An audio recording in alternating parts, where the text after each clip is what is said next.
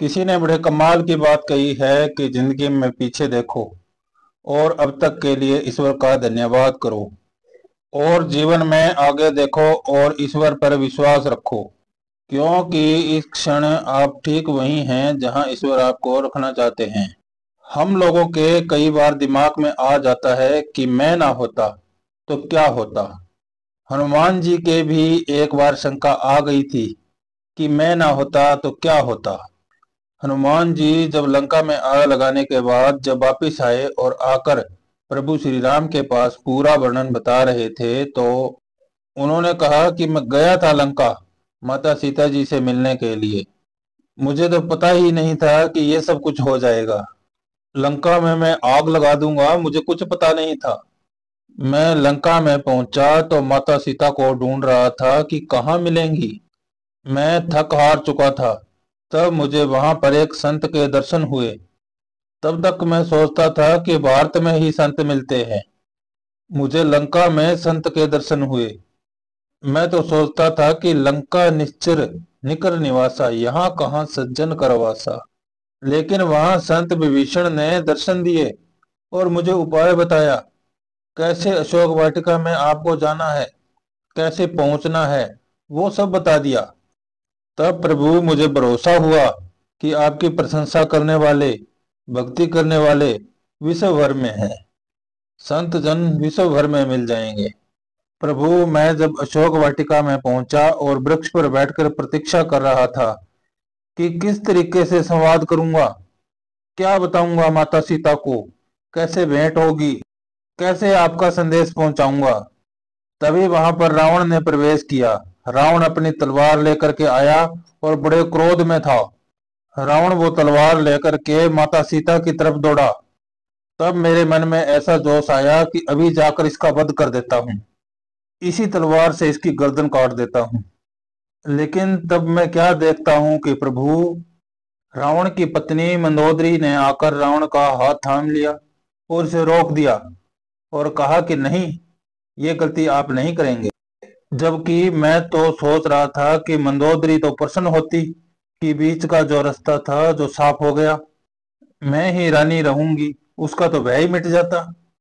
लेकिन मंदोदरी ने रावण का हाथ थाम लिया, कहा नहीं, आप ऐसा नहीं कर सकते।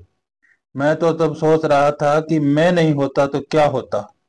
लेकिन मंदोदरी ने आकर एक सबसे बड़ा संदेश दिया कि तुम नहीं होते तब भी यहाँ माता सीता की रक्षा हो जाती। प्रभु, जब रावण के सैनिक मुझे लेकर जा रहे थे, तब भी मेरे मन में बहुत कुछ प्रश्न उठ रहे थे। तभी मैंने सुना कि त्रिजटा नाम की एक और संत थी, जो कह रही थी कि एक बंदर आया है जो लंका में आग लगाएगा। मुझे समझ नहीं आ रहा था कि ये संत वाणी कहाँ से आ रही थी और ये कैसे जानती है कि मैं यहाँ आग लगाने आया हूँ। ऐसा तो कुछ होगा ही नहीं। लेकिन जब रावण के सैनिक मुझे लेकर के गए रावण की सभा में और वहां पर मुझे बांधा जाने लगा, तो मैंने खुद को छोड़ दिया। मैंने कहा नहीं, अब कुछ नहीं करना। मैंने करके सब देख लिया, अब जो है बंद करके देख लेता हूँ। मुझे बांध दिया गया। रावण के सैनिक आए मेरी तरफ मुझे मारने के लिए, तब भी मैंने खुद को बचाने का तनिक भी प्रयास नहीं किया, चेष्टा ही नहीं की, क्योंकि मुझे पता था आपका जो निर्णय है, जो आपकी युक्ति है, जो आपकी योजना है, वो मेरी समझ से परे है। तभी मैं क्या देखता हूँ कि विभीषण जो है वो अपने सिंहासन से उठते हैं और कहते हैं कि दूत को मारना अनीति होती है। वो अपने सिंहासन से उठ करके जो है सबको चौंका देते हैं, समझा देते हैं। मुझे मारा नहीं जाता, मेरी रक्षा हो जाती है। कौन रक्षा करता है? रावण का भाई, रावण की पत्नी माता सीता की रक्षा करती है। और मुझे समझ में आता है कि मैं नहीं होता तो क्या होता, तब भी सब कुछ ठीक होता। और प्रभु, आश्चर्य तो तब हुआ जब रावण ने आदेश दिया अपने सैनिकों को कि इस बंदर की पूंछ में कपड़ा बांध करके, तेल डाल करके, घी डाल करके आग लगा दो। तब मुझे समझ में आया कि वो संत बाणी त्रिजटा जी ने क्यों कहा था कि एक बंदर आया है जो पूरी लंका को जला देगा। मैं तो जलाना ही नहीं चाहता था। मुझे कहाँ पता था कि कपड़ा कहाँ मिलेगा, तेल कहाँ मिलेगा, आग कहाँ से लाऊंगा, क्या करूंगा। मुझे कुछ समझ नहीं थी। लेकिन प्रभु, मैंने उस दिन समझ लिया कि आपको जो कार्य कराना होता है तो आप वो कार्य रावण से भी करा लेते हैं। तो मैं तो कार्य कर ही दूंगा।